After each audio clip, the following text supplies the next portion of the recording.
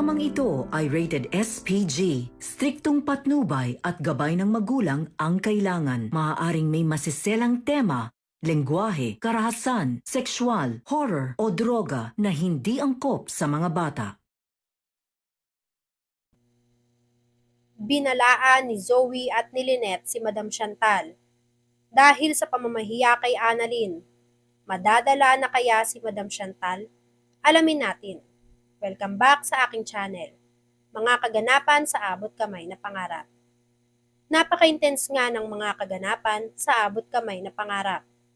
Gusto nang makalimutan ni Lyndon ang sikreto nitong si Zoe na hindi talaga siya tunay na tanyag. Dahil buong akala nga nitong si Lyndon ay out na nga si Carlos sa eksena dahil nabaliw na nga daw ito at nandun na sa mental institution.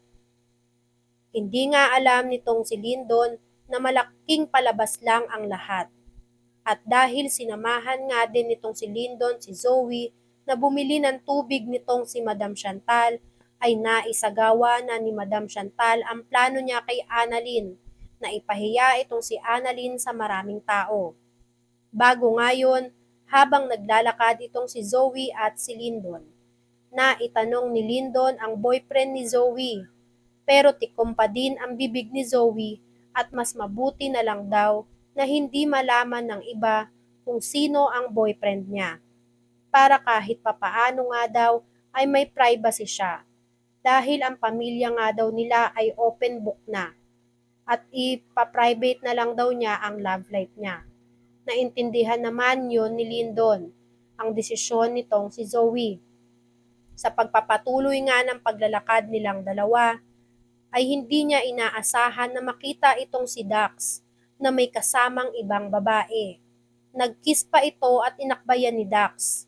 Kaya naman galit na galit itong si Zoe na hinabol si Dax at hinanap kung saan na ito nagpunta. Pero hindi na nila ito naabutan ni Lyndon. Hindi malaman ni Lyndon kung ano ang nangyayari kay Zoe. Nang tumigil si Zoe ay tinanong ito ni Lyndon. Sinabi ni Zoe na nakita niya ang boyfriend niya na may kasamang ibang babae. Nakita niya pa nga daw ito na kinis nitong boyfriend niya. Kaya naman ito ngang si Lyndon ay sinigurado muna ito kay Zoe kung talaga bang boyfriend niya ito. Sigurado daw si Zoe na boyfriend niya yon at kitang-kita niyang inakbayan ang babae. Nag-offer naman si Lyndon na tignan sa CCTV pero tumanggi na nga itong si Zoe dahil nga ayaw niyang ipaalam nitong si Zoe na si Dax ang boyfriend niya. Sa eksena naman nitong si Annalyn ay pinahiya na nga siya ni Madam Chantal nang utusan nito ang assistant niya na tawagin si Annalyn at sabihin na may sunog para lumabas ng fitting room. Agad-agad naman lumabas si Annalyn sa tarantangan nitong si Annalyn. Hindi niya na nasuot ang pambaba niya.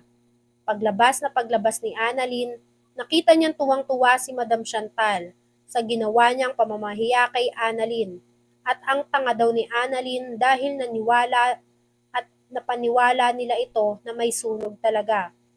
Maraming tao ang nakakita kay Annalyn. Iba't ibang reaksyon ng mga muka. May mga naawa at meron din namang natutuwa dahil sa nangyari kay Annalyn.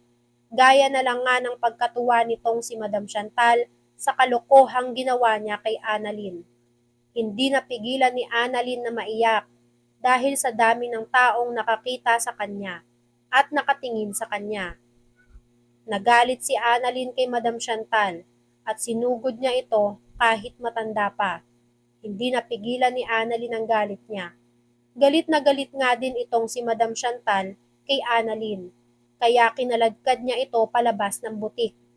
Nagtataka sila Zoe kung bakit maraming tao ang nakukumpulan sa butik kung nasaan nga itong sila Annalyn. At parang tila may pinapanood daw. Nakita at naabutan nila Zoe si Madam Chantal na kinakaladkad si Annalyn palabas. Kaya naman nag-alboroto itong si Zoe at sinugod si Madam Chantal. Galit na galit si Zoe na parang mangangain nga ng tao sa sobrang galit niya.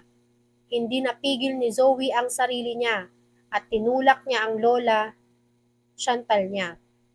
sa galit nga nitong si Zoe. Nakapagsabi na lang itong si Madam Chantal at napaaray na lang nga si Madam Chantal at nagulat sa ginawa nitong si Zoe sa kanya. Nanlaki ang mata ni Zoe nang sabihin niya mismo kay Madam Chantal na isang beses pa niyang saktan si Annalyn, siya na daw ang makakalaban nito. Gigil na gigil si Zoe habang sinasabi niya ito kay Madam Chantal na parang gustong-gusto na nga niyang saktan itong si Madam Chantal dahil sa nangyari kay Annalyn. Samantala, kumalat na nga ang iskandalong ginawa ni Madam Chantal kay Annalyn. Kumalat na nga ito sa Apex. Agad pinuntahan nila Nurse Evan at Karen, sila Chang Susan at Josa, para itanong kung napanood na ba nila ang video ni Annalyn sa mall. Umoo naman sila Chang Susan na galit din sa nangyari kay Annalyn.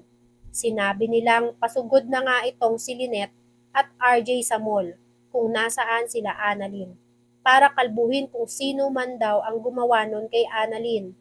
At yun nga daw ay walang iba kundi itong si Zoe. Nagulat sila Nurse Evan dahil hindi naman daw si Zoe ang nasa video na nagpahiya kay Annalyn, kundi itong ngang si Madam Chantal. Kaya gulat na gulat itong sila Chang Susan dahil si Zoe nga ang inaakala nitong si Lynette na nagpahiya kay Annalyn.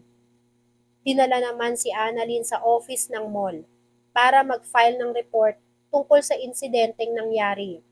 Nag-uusap nga itong si Zoe at si Annalyn nang biglang dumating si Lynette.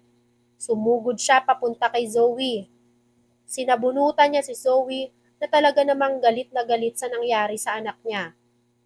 Pinigil at inawat siya ni Annalyn dahil hindi naman daw si Zoe ang nagpahiya sa kanya, kundi nga itong si Madam Chantal. Pinaliwanag ni Annalyn ang nangyari, na si Zoe pa nga daw ang nagtanggol dito kay Annalyn. Kaya todo naman ang pagsorry nga nitong si Lynette kay Zoe dahil nabigla siya at sinugod niya agad si Zoe. Samantala, matapos ngang malaman nitong si Lynette ang totoong nangyari na si Madam Chantal talaga ang nagpahiya kay Annalyn, ay bigla na lang nga siyang pumunta sa opisina nitong si Madam Chantal. Galit na galit siyang tinatakan sa noo itong si Madam Chantal ng stamp. Gulat na gulat naman si Madam Chantal sa ginawa ni Lynette sa kanya. Nag-iinarte nga itong si Madam Chantal at parang natataranta kung ano nga daw ang ginawa nitong si Lynette sa mukha niya. Tinatatakan lang naman siya ni Lynette ng stamp sa noo. Sabay inaasar si Madam Chantal na ayan dapat lang sa'yo yan. Approve na approve. Gulat na gulat pa din si Madam Chantal sa ginawa ni Lynette sa kanya. Kaya galit na galit nga din si Lynette na binalaan si Madam Chantal. Sinabi ni Lynette na binabalaan ko kayo. Kung ano man ang pwede niyong gawin para kay Moira, kayang-kaya ko din gawin para sa anak ko. Natulala naman si Madam Chantal sa sinabi ni Lynette dahil ngayon nga lang niya nakitang nagalit itong si Lynette ng ganun katindi. Pero hindi pa din nga magpapatinag itong si Madam Chantal dito sa mag-inang Annalyn at Lynette. Kahit pa nga nagagalit na sa kanya ang apo niya nga na si Zoe. Pipiliin pa din kaya nitong si Madam Chantal na guluhin itong si Annalyn at si Lynette? Makukuha pa kaya nitong si Madam Chantal ang loob nitong si Zoe? Yan nga ang mga kaganapan at mga dapat nating abangan sa abot kamay na pangarap.